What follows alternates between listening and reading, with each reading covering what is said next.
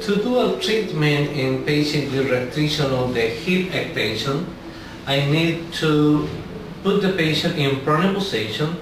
The therapist is beside the stand, and the extremity in extension in a 45 degrees nearly, and the traction of the limb is in the level of the knee, immediately superior.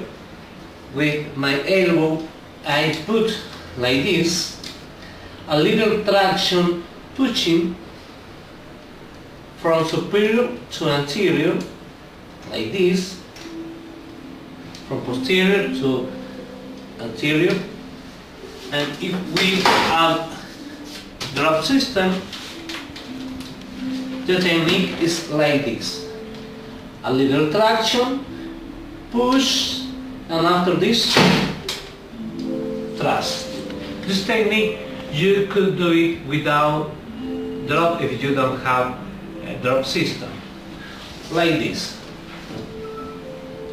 traction, push from posterior to anterior, and like this, a little thrust.